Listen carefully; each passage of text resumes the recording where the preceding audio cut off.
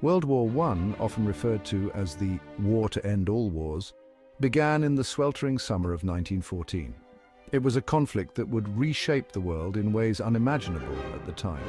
This monumental war pitted the Central Powers, primarily Germany, Austria-Hungary and the Ottoman Empire, against the formidable Allied powers, led by France, Britain, Russia and eventually the United States. The alliances were a complex web of political, military and economic interests. This global conflict would rage on for over 4 grueling years, leaving millions dead and countless more wounded.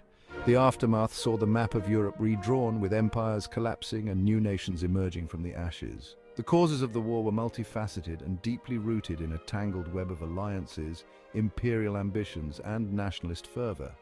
These elements had been simmering for decades, creating a volatile environment ripe for conflict. The assassination of Archduke Franz Ferdinand of Austria-Hungary, heir to the Austro-Hungarian throne, by a Serbian nationalist in Sarajevo on June 28, 1914, was the spark that ignited this powder keg. This single event set off a chain reaction that would engulf the world in war. Austria-Hungary, with the unwavering support of Germany, issued a harsh ultimatum to Serbia, demanding satisfaction for the assassination. The terms were severe and designed to be unacceptable.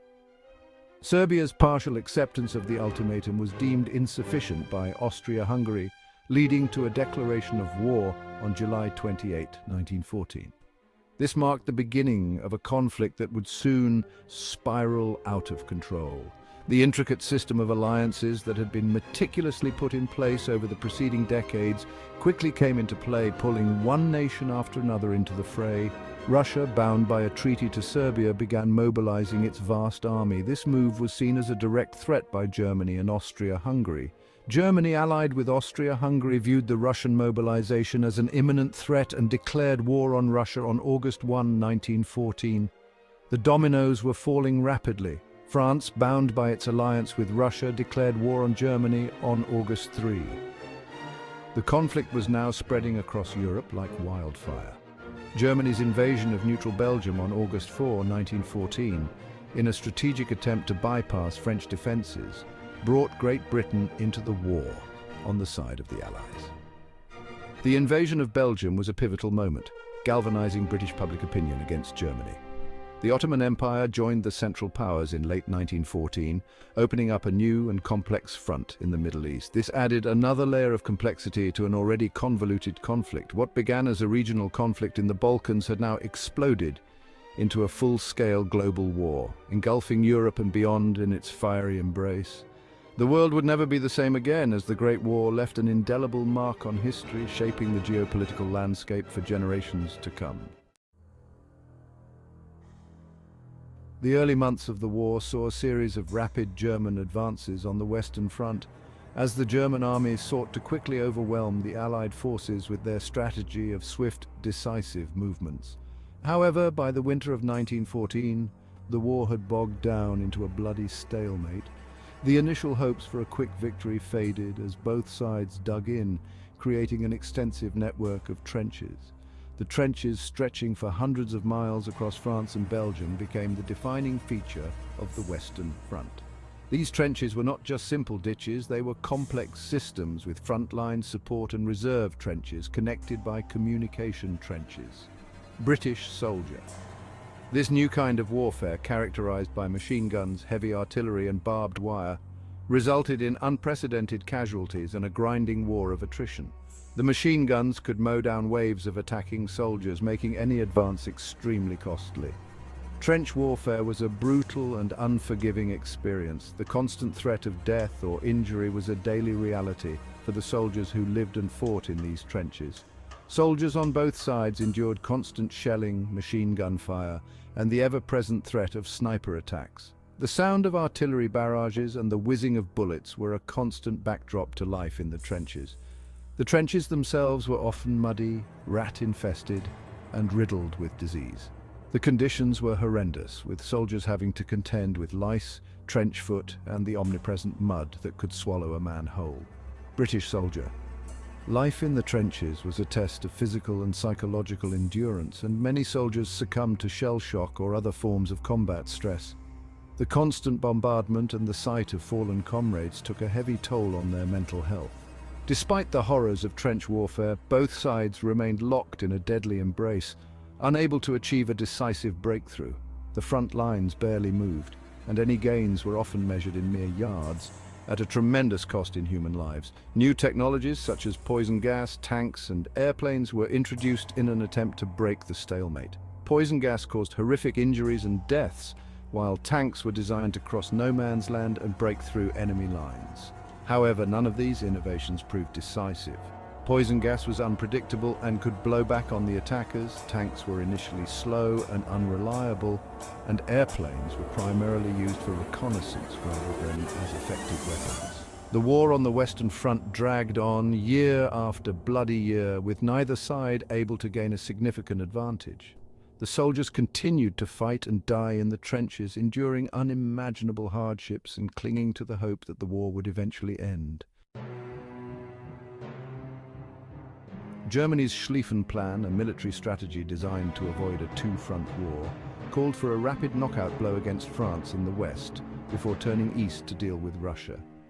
The plan hinged on quickly defeating France by violating Belgian neutrality and encircling the French army. German general. While the initial German advance made significant gains, it ultimately fell short of its objectives. The German army, despite its early successes, was unable to achieve the decisive victory it needed. The invasion of Belgium brought Britain into the war, adding another powerful enemy to Germany's list. The Belgian army, though small, put up a fierce resistance, buying valuable time for the French and British to mobilize their forces. The Battle of the Marne, fought in September 1914, marked the end of the German advance and the beginning of the trench warfare that would characterize the Western Front for the next 4 years. The French army, aided by British forces, was able to halt the German advance and push them back to the Aisne River, where both sides dug in, creating the first lines of trenches that would define the grueling conflict. As the war dragged on, the tide began to turn against the Central Powers. The initial momentum they had gained was slowly being eroded by the relentless pressure from the Allied forces. The war, which many had thought would be over quickly, had turned into a prolonged and grueling conflict.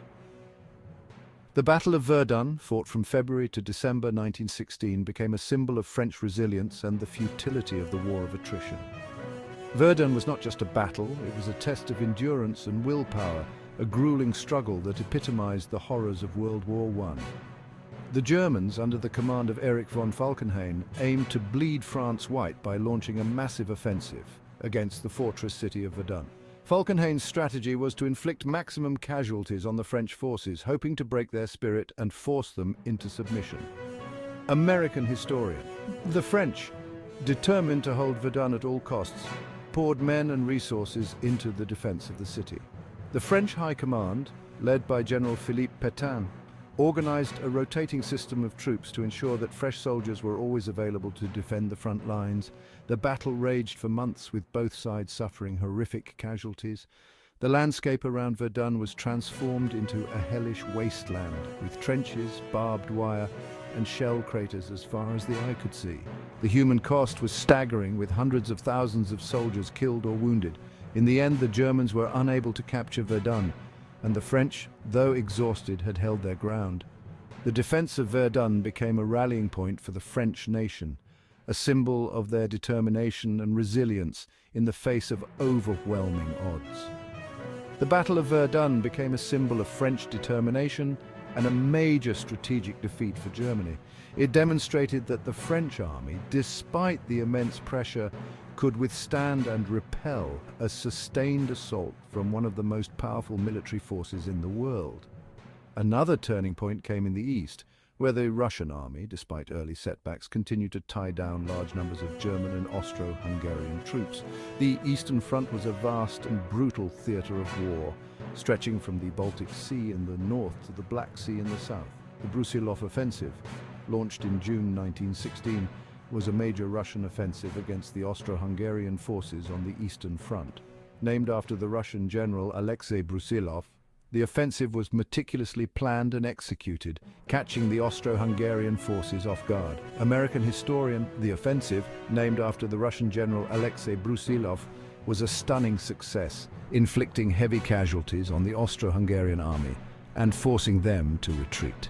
The success of the Brusilov offensive was a rare bright spot for the Russian army, which had suffered numerous defeats earlier in the war. The Brusilov offensive, though ultimately unsuccessful in knocking Austria-Hungary out of the war, relieved pressure on the Western Front and bought valuable time for the Allies. The offensive demonstrated the potential of coordinated and well-planned attacks, even in the face of overwhelming odds. The tide of the war was slowly turning against the Central Powers, but the conflict was far from over. The battles of Verdun and the Brusilov offensive were just two examples of the shifting fortunes of war, where moments of triumph and despair were intertwined in a complex and brutal struggle for supremacy. The war would continue to rage on, with each side seeking that decisive breakthrough that would finally bring an end to the bloodshed.